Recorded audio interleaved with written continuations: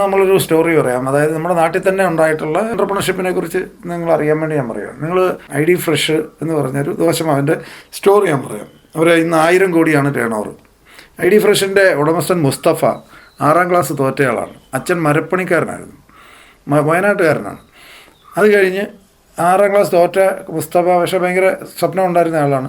അത് കഴിഞ്ഞ് പുള്ളി ബാംഗ്ലൂർ IIM MBA ഒക്കെ എടുത്തു. ശേഷം സ്വന്തമായിട്ട് എന്തെങ്കിലും ചെയ്യണം എന്നുള്ള ആഗ്രഹത്തിൽ ബാംഗ്ലൂർ പുള്ളി നിൽക്കുമ്പോൾ ഒരു കടയിൽ ദോശമാവ് വിൽക്കുന്നത് കണ്ട് ആദ്യം കാണുന്ന അങ്ങനെ മാവ് പാക്കറ്റായിട്ട് മേടിക്കുന്നു. പുള്ളി ചിന്തിച്ച് ഇത് കൊള്ളാലോ, ഇതിനെ കുറച്ചുകൂടെ നല്ല രീതിയിൽ അന്ന് ഈ പ്ലാസ്റ്റിക് കൂടിനകത്തിട്ട് റബ്ബർ ബാൻഡ് ഇട്ട് കൊടുക്കുന്ന ആ ഒരു രീതി അന്നുണ്ടായിരുന്നുള്ളൂ. ഇത് ബ്രാൻഡ് ചെയ്താലോ? നമുക്ക് ആലോചിച്ച് നോക്കൂ, നമ്മുടെ ഇടയിലൊക്കെ ഇഷ്ടംപോലെ അവസരങ്ങളുണ്ട്. അത് കഴിഞ്ഞ് ദാരിദ്ര്യവും പട്ടിണിയും പറച്ചിലും മാറ്റിയാൽ മാത്രമേ അവസരങ്ങൾ നമുക്ക് കാണാൻ പറ്റൂ. എല്ലായിടത്തും അവസരമുണ്ട്. ഇനി എന്തുമാത്രം അവസരങ്ങൾ ഈ നാട്ടിൽ, എന്തെല്ലാം പ്രശ്നങ്ങൾക്ക് സൊല്യൂഷൻ ഇല്ലാതെ കിടപ്പുണ്ട്. ആൾക്കാരെ ലൈഫ് ഈസി ആക്കാൻ പറ്റുന്ന എന്ത് ഓപ്പർച്യൂണിറ്റിയും ഗ്രോ ചെയ്യും.